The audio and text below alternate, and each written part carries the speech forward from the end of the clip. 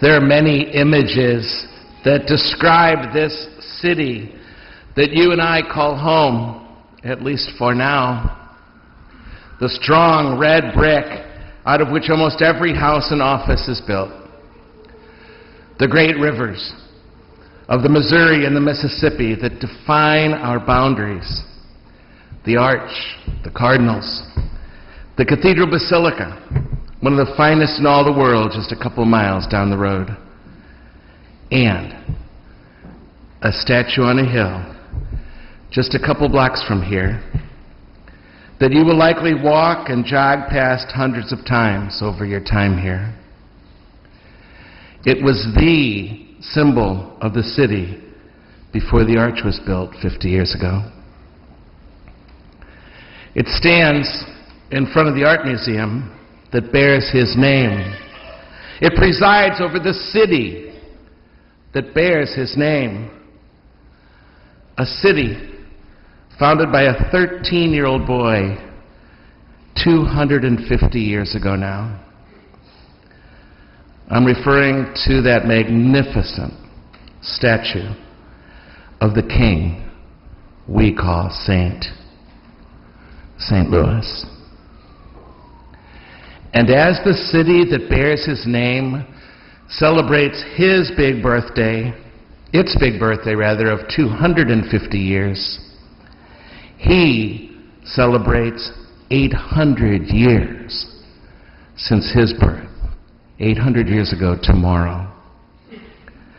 And as a city that is or will be your home for the next few years or forever,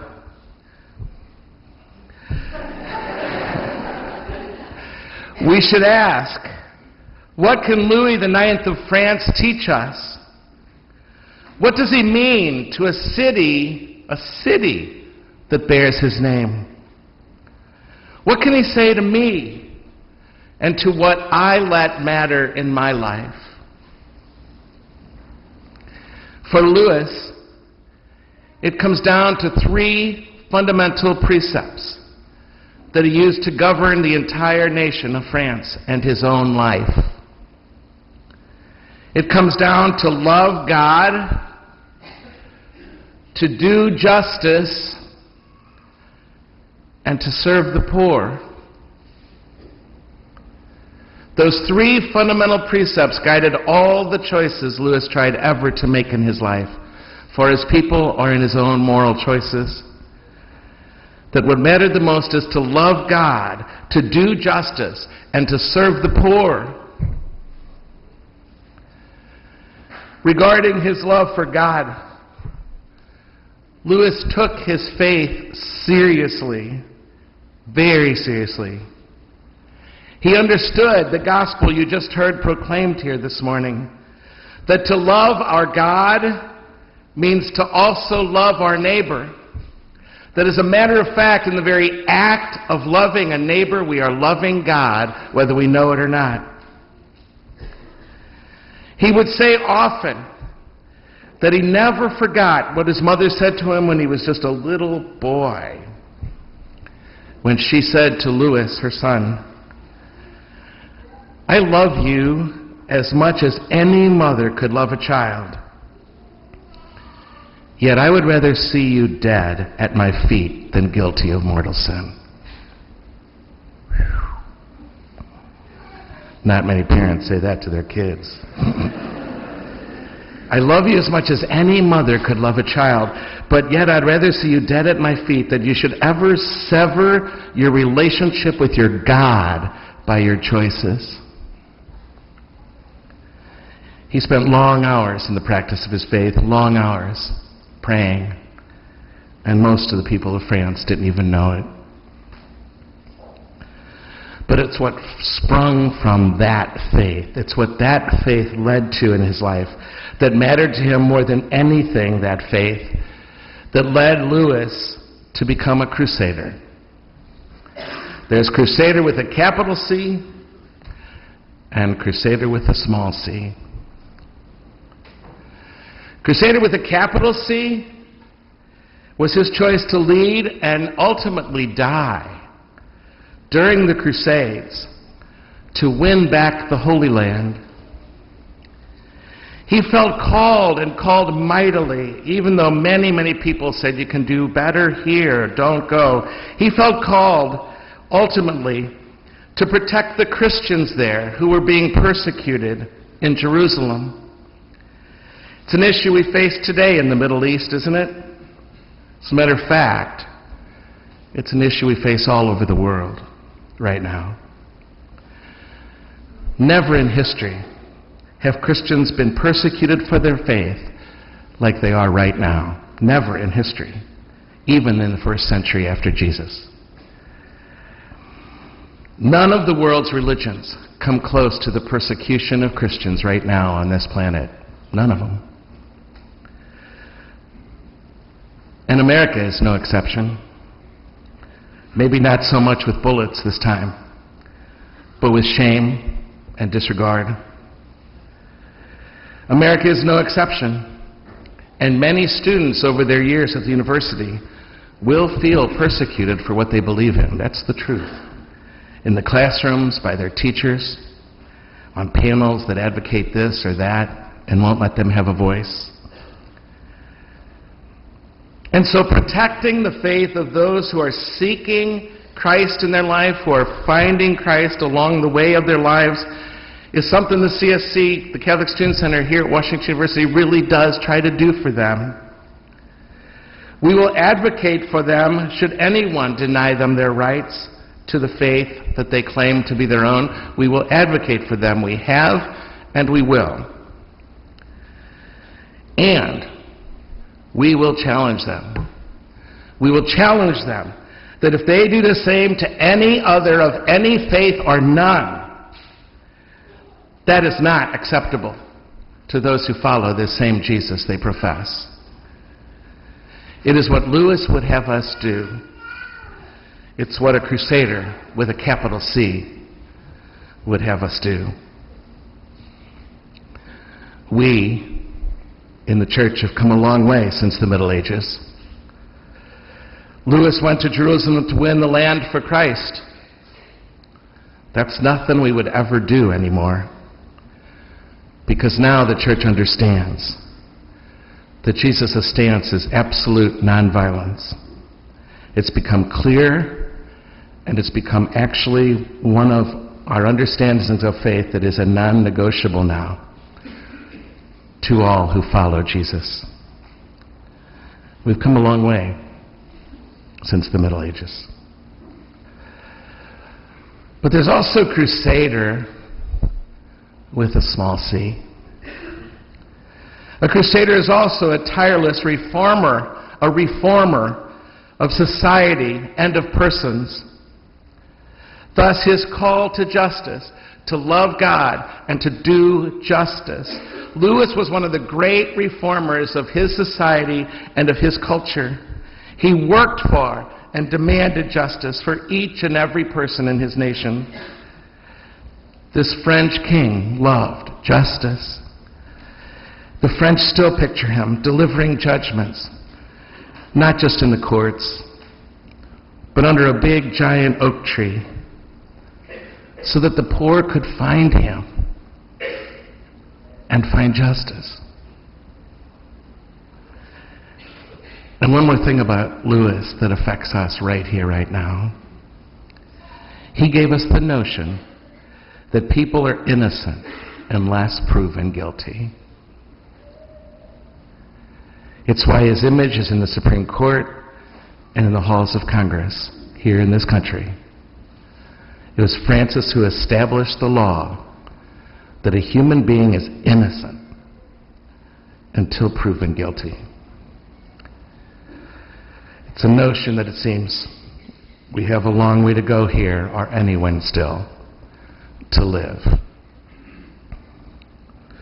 What is most remarkable was his sense of respect for anyone with whom he dealt, with princes and with paupers, honestly and equitably. Because, he said, I hope to be treated the same by the King of Kings, to whom I have given my life, my family, and my country. to love God, to do justice, and to serve the poor. He called the poor the humble folk of the Lord. He left behind his throne. Every single day he left behind his throne.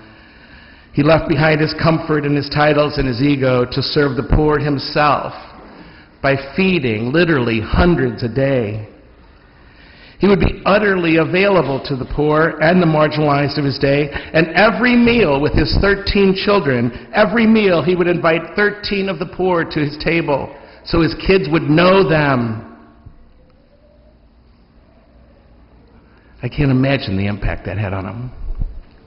I can still remember as a kid during what we've come to call the Great Depression, when the streets of St. Louis and all over the country were filled with the unemployed, people who couldn't feed their families.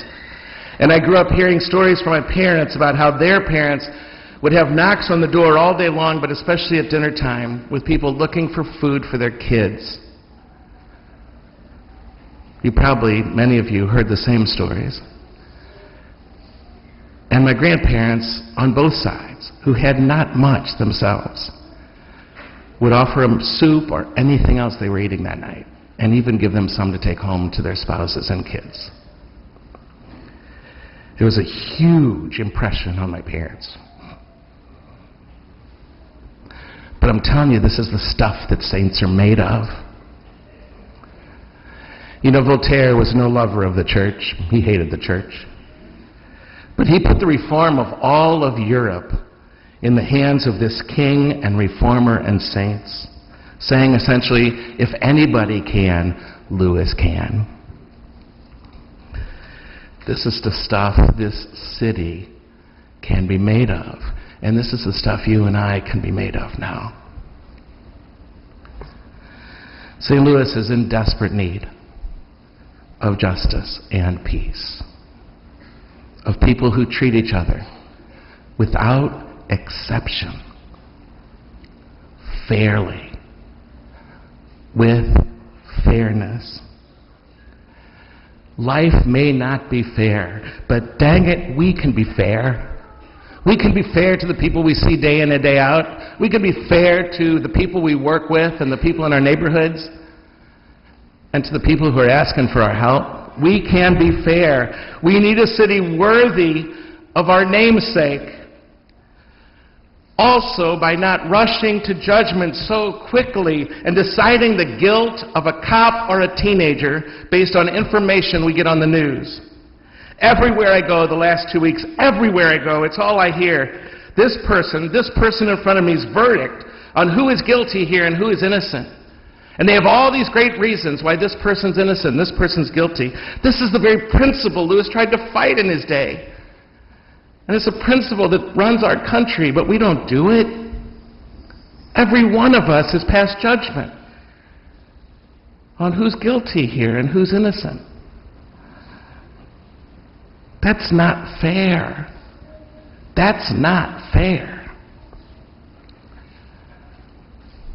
You and I have got to keep our eyes out for our own hearts too, and our complicity in all this.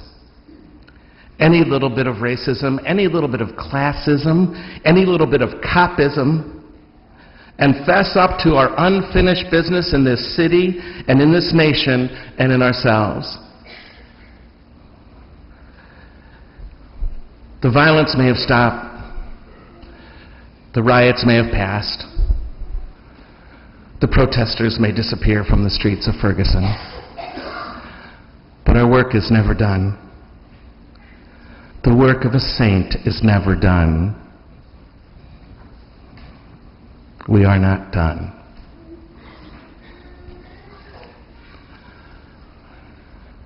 St. Louis, the city. I love this city.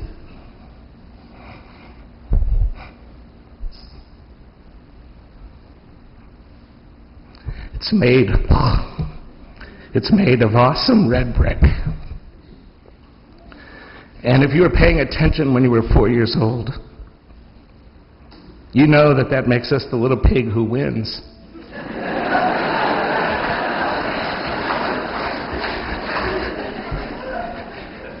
We're not the strong straw pig, we're not the twig pig, we're the brick pig. So let's act like we know ourselves to be and keep building and building a strong red brick city. Bricks not so much made out of clay anymore, but of justice and respect for all and without exception, and especially the poor, who are poor through unemployment and underemployment and sickness and opportunities they never had. Let's be a city that makes sure those humble ones of the Lord get the respect and the justice they deserve. And as was made clear the last 2 weeks, that will leave us all better off.